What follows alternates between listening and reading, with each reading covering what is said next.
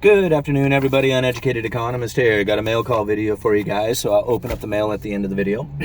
Excuse me. Got a few articles I want to share with you guys, like always. Wanted to talk a little bit more about the bond market. Now, the first article I want to share with you guys, I just wanted to just share it with you, not talk too much about it, but a viewer asked me, how is it that I know that all these U.S. investors or U.S. dollars are being invested into the Chinese corporate debt market? And I just felt like, replying back, it was just like, because I'm just completely making it up. I mean, I don't do that, guys. Like, I don't make stuff up. If I'm saying something, I put a link down in the description. If I didn't put a link down in the description, it's probably because I have already done a video about it, and it's something that we're referring to about something we have already talked about. Now, I'm going to leave a link down in the description for an article, I think it came out, I don't know, it was a few months ago, it was like 6 months ago or so, talking about all the investors who were moving into Chinese corporate debt because they were finding a higher yield from it that they weren't getting here in the United States. So I'm going to leave it at that. That link is going to be down there in the description. Now, what I really wanted to talk about was another link to a different article talking about the demand for corporate debt. And now this demand for corporate debt, it is like, just like anything else out there, if you have a supply and demand issue, then you're going to find prices moving up if there is less supply meeting the demand. So if there's an overwhelming demand, same thing. The supply out there, if there's not enough of it, then the demand will cause the supply prices to go up. So right now, we have an issue with fixed income investors looking for a safe place to hide. They want to put their money in a fairly secure asset that is going to pay an interest rate to them that they're hoping is not going to default on them. And going into the safe, secure asset of like U.S. government bonds does not pay the interest rate that they're looking for. They're looking for that higher fixed income. So what they are finding it in is junk bonds. And right now there is a demand for junk bond that is overwhelming the junk bond market. Does that kind of make sense? So what's happening is that there's buyers of this market, of these bonds. And now the buyers of those bonds, they are putting in an exorbitant amount of orders, knowing that they are not going to be able to acquire all the bonds that they truly want. So, the article is funny because the article is actually relating more to semiconductors, but it's really about the bond market. They just talk more about semiconductors than they do about the bond market, but it's the interesting thing that has taken place in the bond market, driving the yields down and the prices up. And that is where we're running into a very peculiar situation. People ask me, how come it is that I feel when like the bond market is crashing around the world and everybody's running into the United States, driving the yields down on the United States bonds and the prices up, at some point there will be a reversal to that. And when that takes place, the amount of interest that is owed on the debt will not be able to be paid. And that is what everybody is scared of. All right. So right now, what's taken place here is you got this huge demand looking for bonds. They're looking for anything that is going to pay them a fixed income that hopefully won't default on them. And when they find it there, they cannot get enough of it. Like they buy up everything that's available, and the appetite is still higher for more. So now they're putting in orders, like I said, for an over amount than what they really want, hoping that they can get a bigger bite of what they normally am still short of. Does all that kind of make sense?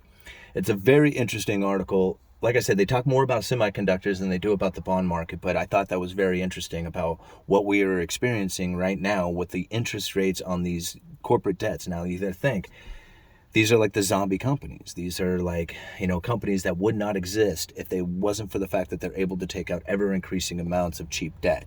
And as things are starting to crumble around the world, especially over in China when it comes to a lot of these corporate debts, they got to find a place to go. And where are they going? They're going into the United States, the safe, secure asset. Okay. I'm going to leave links down in the description for all that stuff. Oh, Coinbase. I didn't want to forget about Coinbase. So Coinbase, being one of the companies that have recently started selling their junk bonds, is being investigated by the SEC, the Security and Exchange Commissions, on account of them wanting to sell a particular product that is basically gives their customers the ability to hold cryptocurrencies and acquire an interest rate on that. So instead of like holding cash in a bank account, you can hold cryptocurrencies with Coinbase and collect an interest rate. The SEC has a problem with this, and they're investigating them on account of this particular product. But they can go ahead and sell their junk bonds to the investors out there, which does pay them a fixed income. So it's like you won't let them sell their product, but you will let them sell a bunch of their debt. Very interesting. I thought that was kind of ironic. Okay. Like I said, links are down in the description for you guys. Let's find out what was in the mail. And this is coming from Eric.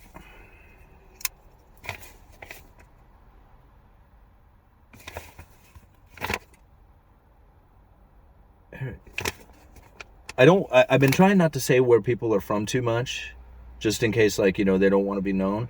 But I think this particular guy might have sent us something in the past. So let's see here.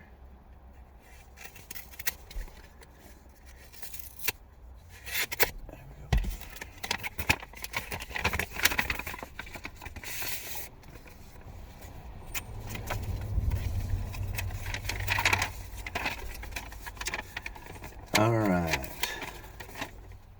Hello, UE. I have been an avid follower for at least a year. I enjoy hearing your perspectives and insight into the lumber industry. Your videos help me understand and come to terms with what could happen during our house build, which just started last month. I also started stacking a little silver because of you as well. It is a great feeling to have physical savings insurance policy in hand and not completely relying on digital numbers in a bank account. Totally agree with you, Eric. Thank you for your time. I know that you and your family are in a tough spot with the housing, and I hope you find a reasonable solution. I hope you can stay in Astoria, as I would add visiting you to my list of things to do when I visit there someday. Best of luck, Eric. P.S. I enjoy those Sunday night bingo live feeds. Please keep them going. You bet. I will keep the live feeds going. I'm not going to post them just because I realize there's conversations and stuff going on inside of those live streams that I don't think quite everybody in the room is aware of when I do the bingo calling. But you're more than welcome to come check it out as I'm doing the live stream, because it's a great time. I mean, we just laugh and joke and call out bingo numbers for a couple of hours, and I've been doing it for quite a while, and people tell me all the time that it's a fun time. So yeah, come check out the live bingo stream. Okay, he sent a package here too, so let's check it out. Let's see what's in here.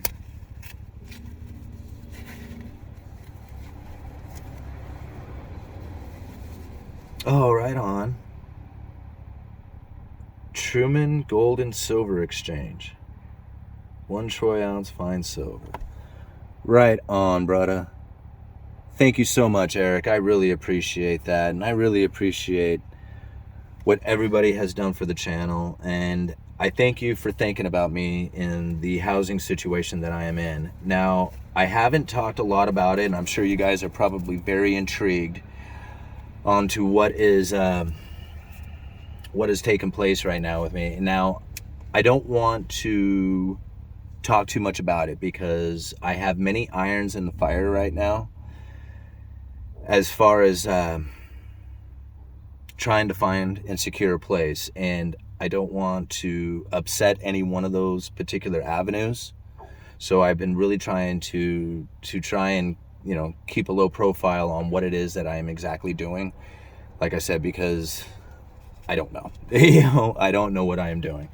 However, here in about a month or so, I will have to be out of my house, and hopefully I will have a story for you to tell. And I'm actually looking forward to telling you what I've experienced so far. All right, Uneducated Economist, you guys let me know.